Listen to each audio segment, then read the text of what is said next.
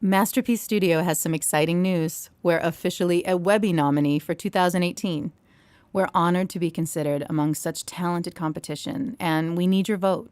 Head over to vote.webbyawards.com and vote for Masterpiece Studio in the podcast and digital audio section, where you'll find us listed in the arts and culture category. Voting closes Thursday, April 19th, so be sure and get your vote in soon. That's vote.webbyawards.com. vote.webbyawards.com. And thanks.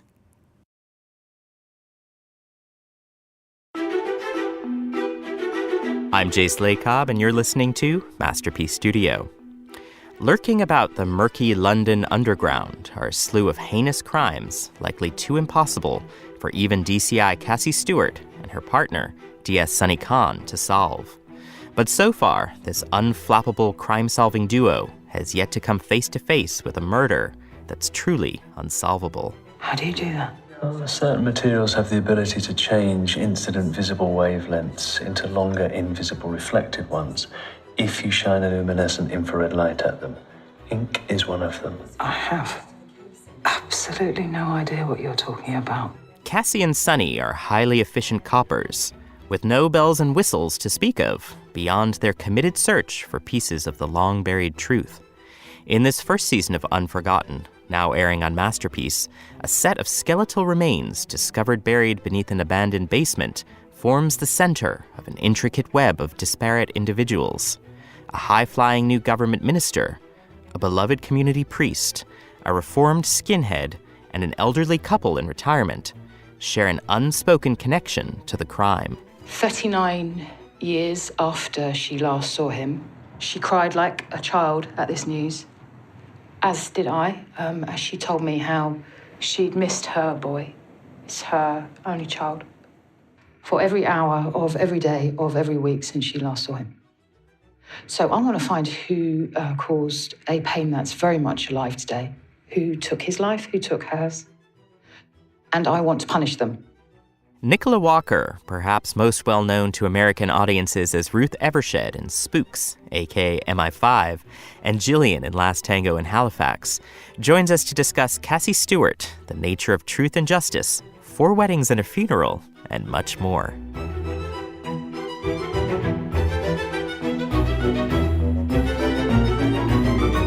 And we are joined this week by Unforgotten star Nicola Walker. Welcome. Hello. Hello. Unforgotten marks your 3rd time working with writer Chris Lang, with whom you previously partnered on A Mother's Son and Torn. How would you describe Chris's work? I think that Chris's work is, he's very different to a lot of other writers. And the thing that always draws me to Chris is that he becomes obsessed with something that's going on around him culturally. There's an itch that Chris Lang wants to scratch. And he does that by getting it down on paper. That's why you want to do his work, because he's always very relevant. It's always fed by what's going on around him at the time. What did you initially make of the character of DCI Cassie Stewart? What was your first take on her? I was drawn to her immediately when I started reading the scripts, and I flew through the scripts. I know actors say this a lot. They say, "Oh, I got the scripts and I just couldn't put them down." But you really couldn't with the Unforgotten ones, because I hadn't read a female lead like that for television for a long time. And I certainly hadn't read a police officer who was like that. She seemed to me to be incredibly real. We have in England a show called 24 Hours in Police Custody. It's just a documentary about police. There are lots of them around at the moment. I love them. I really enjoy watching them. And for me, Cassie really resembled, someone who really did it for a job. It seemed a very true representation of someone. She's not got the normal tropes that coppers have in dramas. She's not an alcoholic. She's not got an appalling home life. She's not got a dark secret. She cares passionately about her job. She wants to do a good job. And so that was the thing that made me really, really want to get involved. We get these very tiny glimpses of Cassie's personal life. We know that she's either divorced or separated from her husband. She has 2 college-age sons, and she now lives with her widowed father. How much backstory did you get going in? It's interesting because I didn't get very much more than you, the audience, get. So I learned about her, as the scripts came through, I learned more about her. But the main thing I knew from the beginning was that her husband wasn't there. I didn't know why. I knew that she was in that really strange position of having 2 children that she loves very much who are leaving. They're growing up and they're leaving, quite rightly, as they're meant to do. And that she's still recovering from the death of her mother. And what I really loved was that Chris examines it through the father, the loss of his wife. But it's what Chris doesn't say a lot of the time that I find really interesting, and that Cassie's own grief goes unexamined by her, and she throws it all into her father, really. But I knew as much as Chris wanted me to know, and that was, to be honest, that was plenty. Cassie and her father, Martin, played by the great Peter Egan, Yes. love to solve crossword puzzles, a hobby that seems tailor-made for a detective. What does it say about the way that Cassie's mind works? Yeah, I think it's a really good little breadcrumb of information to the audience. She is phenomenally practical and smart. She's a great empathizer, but she has this very logical brain, and I think that's a great combination for her job. I think the thing that makes her very good at her job is this empathy and this emotion that she feels. But I think she has to be careful with it sometimes. She has to keep it a little bit in check, and always overriding it is her desire to get the case right. But I know that when she meets Jimmy's mother, played by the brilliant Frances Tomelty, something just breaks in her, because it's understanding. She has that understanding of what it would feel like to be a mother, waiting and waiting and waiting, year after year after year, and always waiting for the phone to ring to tell you where the body is and what happened. So she's got a balancing act with that crossword brain and this very tender heart as well.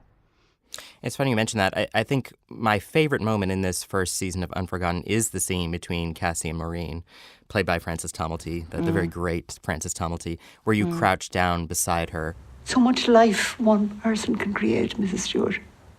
And I'm going to do everything I can to find whoever stole that from you, Maureen. Everything I can. What was it like filming that very intensely emotional scene? Well, it's really lovely that you picked that moment, because that was Frances. That wasn't a stage direction. That was completely from Frances, and it took the breath out of my chest the first time she did it. I wasn't expecting it. You have to be really, really careful when you're playing these sort of television tropes, a detective. You end up doing impressions of other brilliant actors you've seen doing a detective. And Chris doesn't write like that. And then you have actors like Frances who don't let you perform it like that either. So that scene, it wasn't scripted for her to do that. She just grabbed me. And I found it incredibly moving. And she's quite right, because these are they're just people having in the most desperate circumstances. And Frances just did what you would do. And I thought it was a brilliant moment, but it was completely down to her. Why does Cassie react so strongly to meeting Maureen? And what is it about Maureen that strikes such a chord in Cassie? I think it's the mother thing. She's able to put herself into Maureen's shoes and imagine sitting in that house up in Liverpool, but completely forgotten. She's a mother that's been left. Her son disappeared. No one cared. It was left.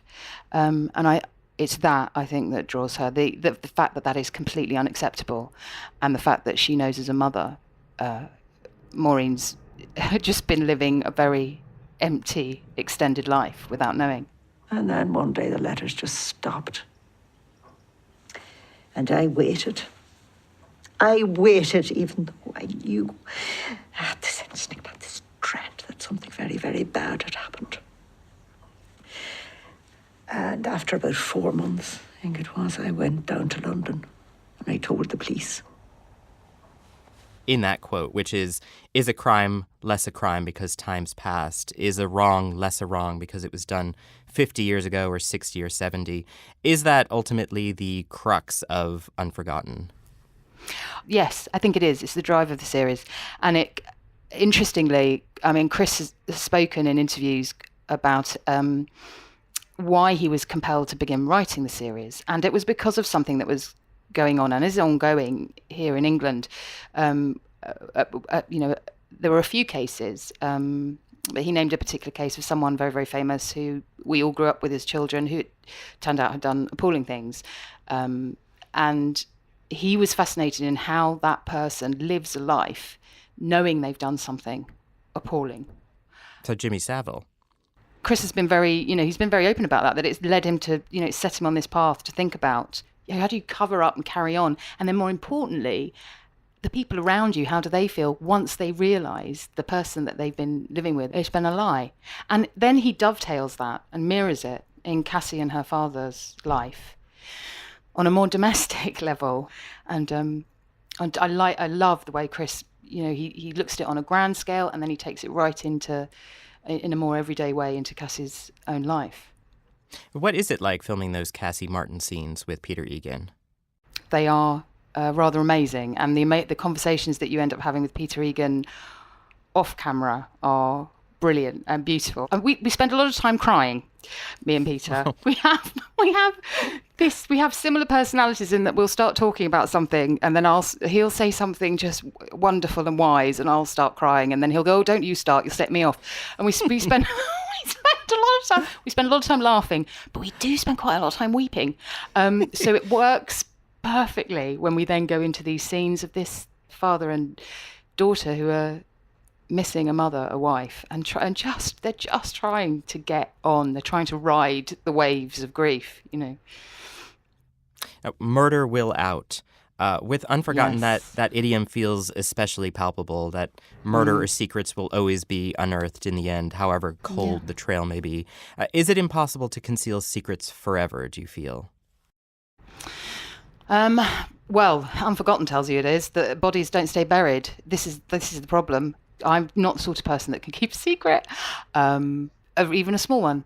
I find it hard to keep my PIN for my credit card a secret. I forget to not say it out loud when I'm putting it in shops. So I am actually not a very good secret keeper at all. I would be I wouldn't ever commit a crime because of that. I wouldn't last a day. How does that stress play out with the characters in Unforgotten who are concealing secrets that end up, especially in this first series, being both murderous and more mundane? Yeah, I think they all, to varying degrees, they do quite well. I think Father Robert has done incredibly well. He's in a position of respect and responsibility within a community. He's covered a lie for a very long time. So Philip Cross has risen to the highest levels in society. He's covered his tracks. He's paid to have his tracks covered. He's committed all sorts of crimes to keep himself clean.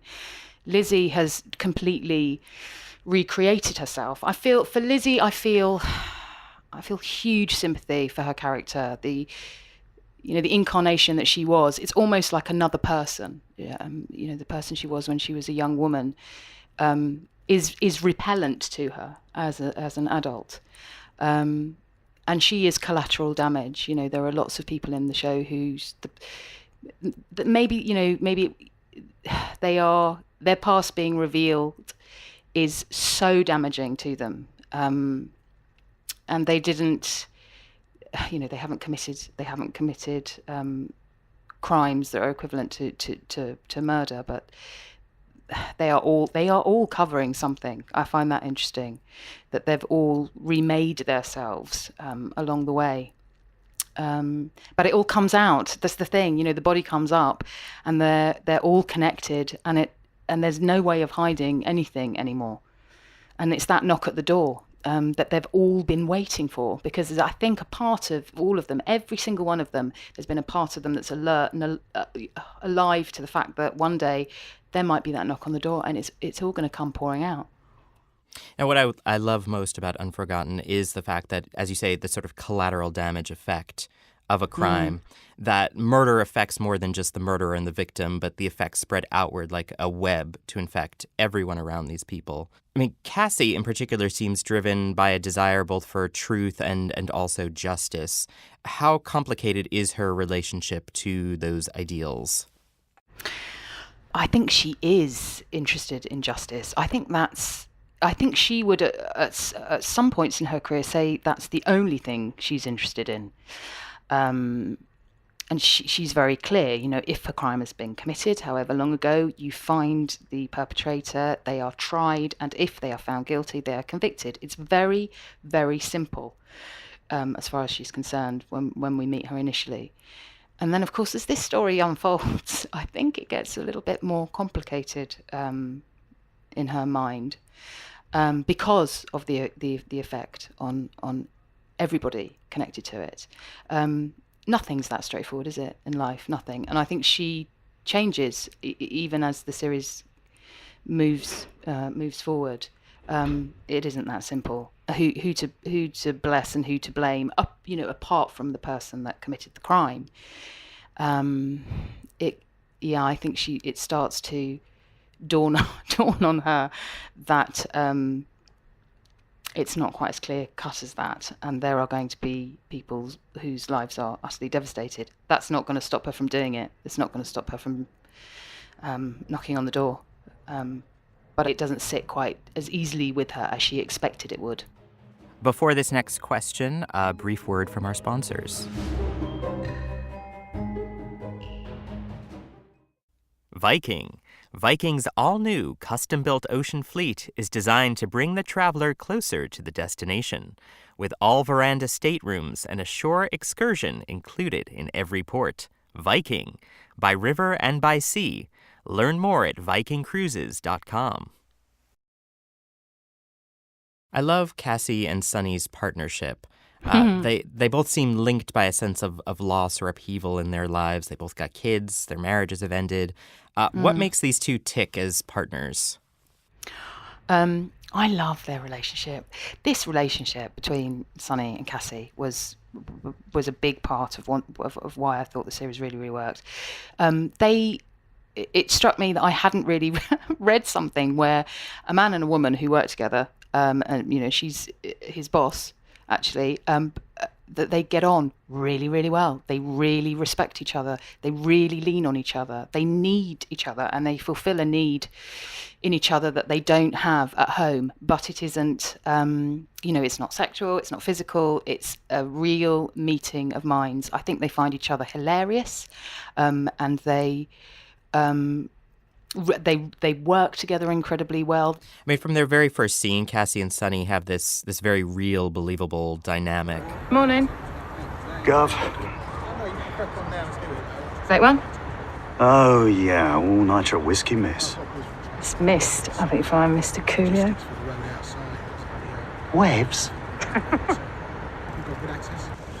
You're a woman, aren't you? Apparently. What is it like working with Sanjeev Bhaskar, and how did you create that sense of familiarity between these characters? The strange thing is, we felt like we knew each other from the moment we clapped eyes on each other at the read-through. So we've never worked together before, and we were sat next to each other at the read-through. And you're aware that there's no way of knowing if you're going to click with another actor. But I knew within seconds of Sanj sitting down and us talking to each other that we were going to be absolutely fine. I mean, I knew straight away. I don't know. It was an animal thing. And then we found out that we had a mutual friend in common, and we come from a similar part of outside of London, and we felt comfortable with each other immediately. And you just can't guarantee that, and you have no idea when that's going to land when you get a job. But it did. As soon as Sanjeev sat down next to me, I thought, oh, this is going to be good. We're going to be absolutely fine. And we do. We get on. We get on really well. We're like an annoying. We're the annoying actors that are jabbering up till Andy Wilson shouts. action, and then he shouts cut, and then we're jabbering again. But yeah. Now, this week's episode ends with the revelation that Robert not only knows who Jojo is, but they are in very close contact. What can you tell us about the episodes coming up in this first season? You're going to get to know a lot more about Sir Philip. We spend a lot of time with him and his associates. And there's a party coming up for Eric Slater and his wife, a huge celebration of their 40 years of marriage. And that's a rather interesting episode. You got a lot to come, and it's not going to go where you think it does. He's going to take you down a few very dark alleys, make you spend some time in some dark alleys, and then lead you out and take you down the actual true path right at the end. So you've got to hang on really till the very end. Is it true you started taking acting classes so you could speak to boys? Yes, it is true. Yes. I can't think of a better reason, really. I was 13. I went to an all-girls school. I had to, how do you meet boys? It was, I think it was that or ballet. And I tried one class of ballet and I got thrown out because I kept talking. And they kept saying that I should be talking with my body, not with my mouth. So they told me there were drama classes upstairs. So that I'd be more suited to that. Honestly, that's how I went up there. How did former Great British Bake Off host Sue Perkins help you during your formative years at Cambridge? Oh, she kept me sane. She got me drunk. She took care of me. She got me involved with Footlights. I didn't even really know what Footlights was.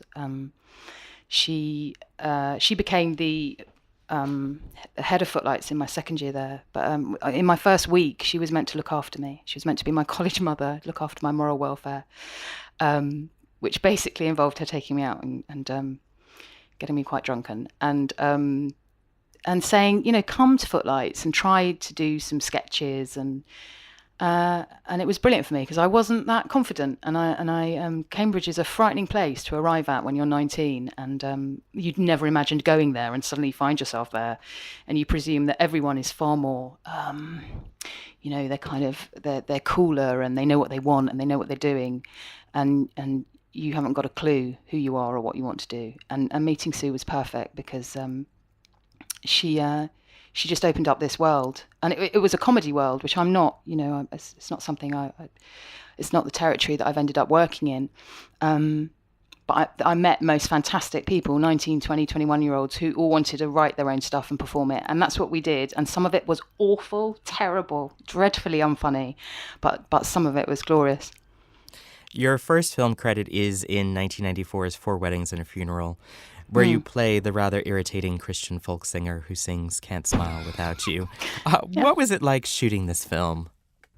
Well, it was unbelievable because I'd never done anything. I'd never been in front of a camera. I'd only done like plays above pubs in London.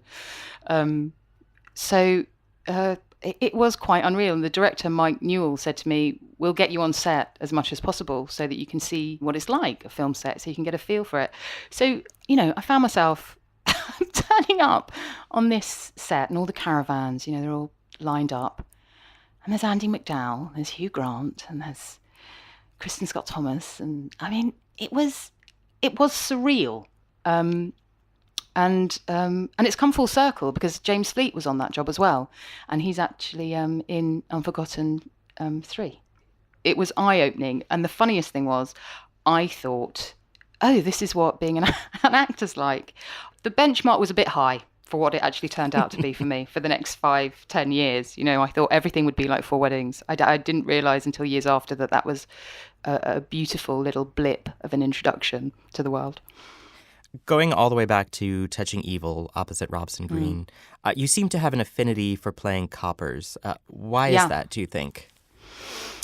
I think it's probably because police women are a really great way of writing a fantastically dramatic, emotional story.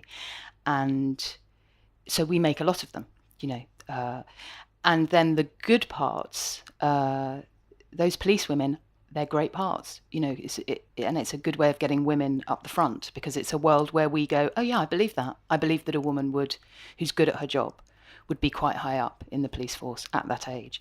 And I think that's happened to me a lot. And that's why I've played quite a few coppers, because they're great parts. You won an Olivier Award in 2013 for your work in The Curious Incident of the Dog in the Nighttime, and more recently appeared in the London and Broadway productions of Arthur Miller's A View from the Bridge. What was it like seeing your name in lights on Broadway?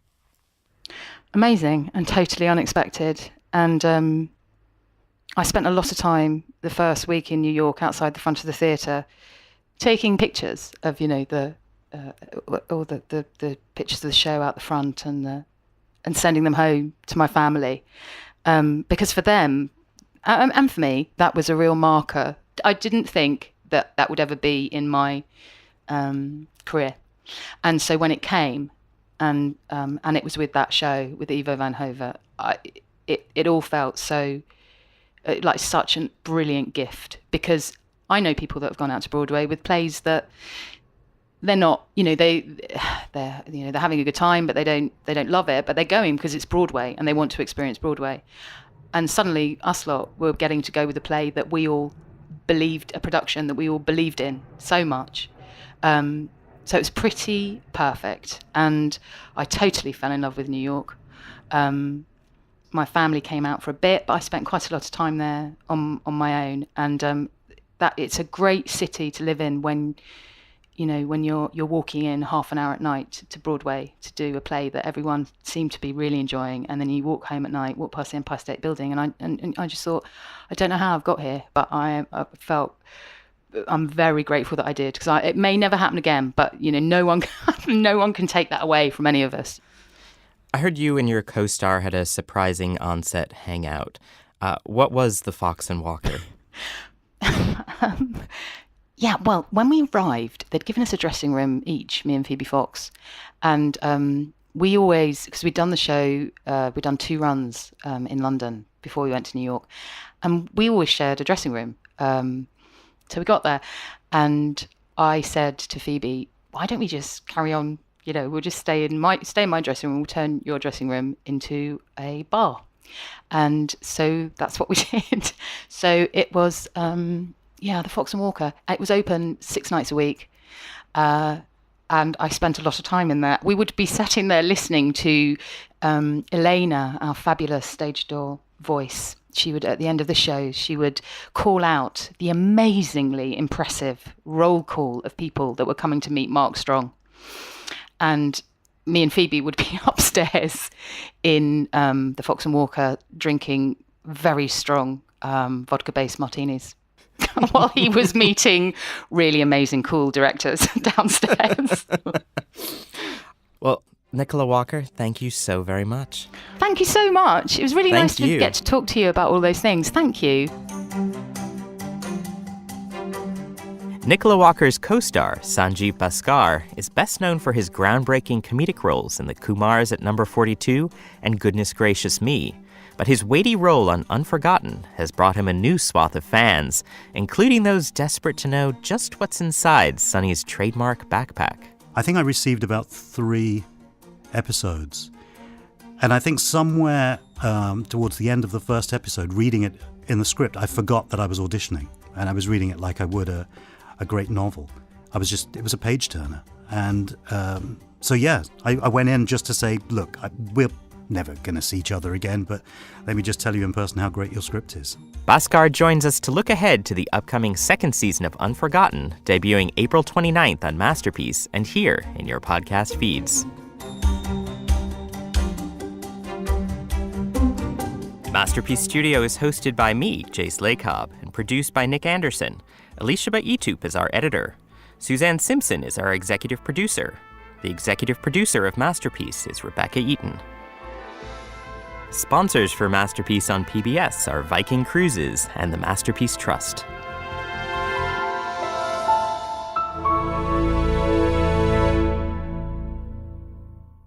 And you don't play a wind instrument, do you? Because it's impossible to play a wind instrument if you've been sucking on a lemon, apparently. It really messes up your embouchure, apparently. Oh my.